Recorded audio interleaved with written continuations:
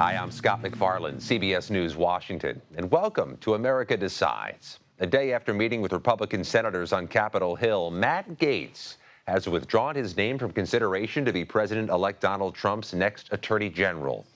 The Republican ex-Florida congressman has been facing allegations of drug abuse and sexual misconduct, allegations Gaetz denies. Another Trump pick embroiled in controversy is Pete Hegseth. Hegseth has been tapped for defense secretary and was on Capitol Hill today. Hegseth and Vice President-elect J.D. Vance met with senators as they worked to get lawmakers on board with his confirmation, despite dealing with sexual assault allegations of his own. How did the meetings go today, sir? Great, thank you. We look forward to engaging in that process. We take absolutely nothing for granted. Quite a day. Ed O'Keefe is following the transition from West Palm Beach, Florida, but let's start on Capitol Hill with my colleague Nikole Killion. Nikole, based on your reporting as the afternoon concluded, what led Matt Gaetz to pull the trigger and withdraw from his running? Well, at the end of the day, and as you very well know, Scott, it appeared that he did not have the votes. You know, you talk to senator after senator who, many of them were non-committal about whether or not they would ultimately support Matt Gaetz's confirmation. And even though that potential hearing was still a month or two away, it just was clear, especially with that House ethics report potentially looming, all of these allegations of sexual misconduct, that this kind of drip, drip, drip of news certainly wasn't helping Matt Gaetz's cause. We're going to hear from a member of the House Ethics Committee shortly about the future of the trajectory of that investigation. But based on your reporting there at the Capitol this afternoon, Nikole, any early reaction of what all this could mean for that ethics report that everybody has been so closely monitoring? Well, I think it remains to be seen. You know, we did have a chance to catch up with the House Ethics Chair, Michael Guest, who suggested it's kind of a moot issue at this point, number one, because Matt Gaetz is no longer in Congress, which is a point that Speaker Johnson often argued. He's not part of this body, so therefore, as a private citizen, the report should be kept under wraps. And then the other part of it is, now that Gaetz has taken his name out of, consideration for Attorney General, is this report really relevant? You know, many were arguing that the report should be released so that senators could make an informed decision about his confirmation. But if he's no longer up for the job, does it now matter? He's not the only one on Capitol Hill who was trying to secure some support this week. Pete Hegseth, Trump's choice for defense secretary, was there, and you had a chance to speak with him in the hallway this afternoon. Let's take a listen to that. Did you sexually assault a woman in Monterey, California? I have, as far as the media is concerned, I'll keep this very simple. The matter was fully investigated, and I was completely cleared, and that's where I'm going to leave it. Now, what are the senators who met with him saying about this? They no doubt have read those headlines and heard these reports. What's their reaction? Yeah, well, it has been mixed. I mean, certainly many lawmakers that I have talked to say that they either want to hear more details or they believe that the full report should be read so people have the full context. Another point that many senators have made is that ultimately no charges were filed against Hegseth. So some of them are curious as to why. I did talk pretty extensively with Markwayne Mullen of Oklahoma, who told us that, in fact, Hegseth did discuss these allegations. And, Mullen told me that he didn't necessarily believe that this was a sexual assault. Take a listen to a bit of that exchange if we have it.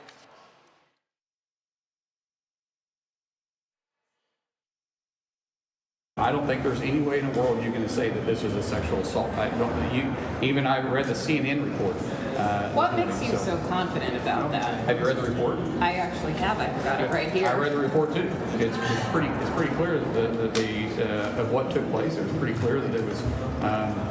She definitely wasn't drugged to a room, and I don't want to get into the whole situation because you guys can read it. You can read the report yourself. If you read it, you can clearly see that it was two people flirting with each other. So after reading the report, he says it appears to him that maybe Hegseth and this woman who's described in the police report as Jane Doe, that they were flirting. However, If you also read the report, it says that this woman, according to her, she was not able to get out of this hotel room with Pete Hegseth, that she thought potentially she may have been drugged.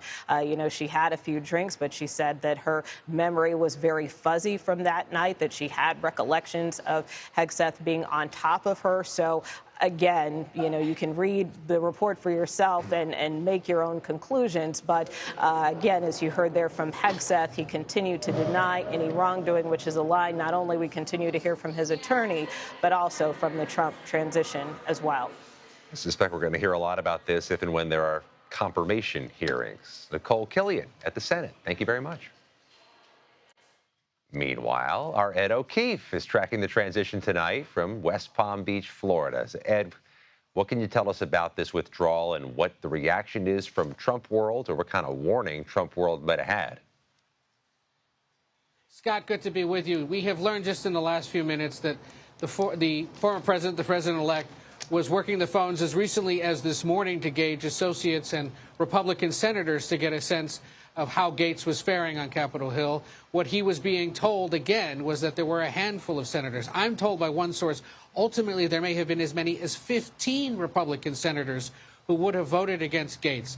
Maybe a core of 4 to 6 or so, but ultimately as many as 15 that might have had concerns with the nomination. Given that, whether it was Gaetz or Trump or both of them together, realizing that there was an issue, he withdrew earlier today, stunning people almost as much as they were stunned last week when he was first named to the pick.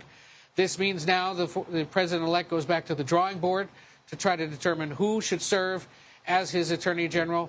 There's a real desire by Trump to ensure that his AG is confirmed on day one, because we've been told he is determined to sign a flurry of executive orders in his early hours as president that are going to face legal scrutiny, and he wants his top prosecutor in place to help defend against the legal battles to come. So who he picks remains to be seen. We know that they'll include a series of people who used to work in the Trump administration, may have already been appointed to other positions or will be appointed to other positions. Guys like John Ratcliffe, who was nominated to serve as head of the CIA, or will be nominated to serve as head of the CIA. Matt Whitaker, the former attorney general for Trump, who he says he's going to nominate to be his ambassador to NATO.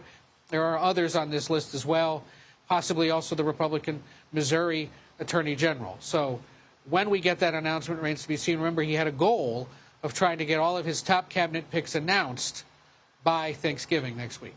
And then there's the matter of Pete Hegseth. Any early read on how Trump world is reacting to all of these revelations and all the controversies that surround Hegseth?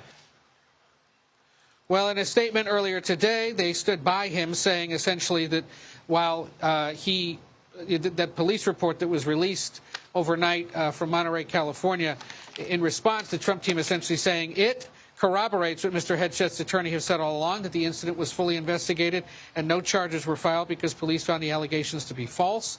They call Hegseth a highly respected combat veteran who they believe will help refocus the Pentagon away from what they call woke policies and back towards dealing with issues of war and military operations. So for now, at least, they're standing by Hegseth.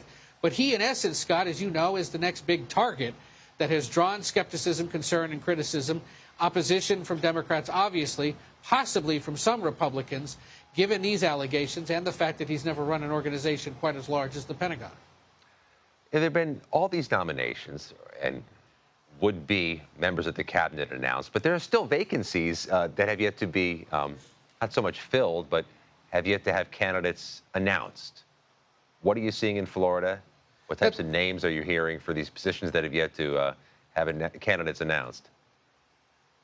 We know that there is a big focus on picking someone to serve as Treasury Secretary, a handful of names still in the mix there. He's got to pick someone to lead the Council of Economic Advisors, to pick a small business administration boss. He'll have to pick someone potentially to deal with issues like cybersecurity. And there's some thought among those tracking this that he may be trying to get to a point where he can name the Treasury Secretary and a suite of other economic or economy-adjacent picks at the same time, to say these are the folks that are really going to focus on the economy and making sure it stays or gets stronger. Beyond that, there's a handful of other domestic agencies to go. Labor, housing and urban development, and agriculture most especially. series of names also considered there, including a mix of current and former or outgoing Republican members of the House. Well, we're all waiting to see whether or not we get an announcement on those. But again, the Gaetz choice now may have to go back to the top of the pile for Attorney General, given the urgency and the desire he has to get that one done quickly. It's like a fire hose of news coming at you. And it looks like a terribly cold, unpleasant late November day in West Palm Beach. Ed O'Keefe, thanks for bearing it out. Slight breeze. Joining us. There you go. Thank you, Ed, very much.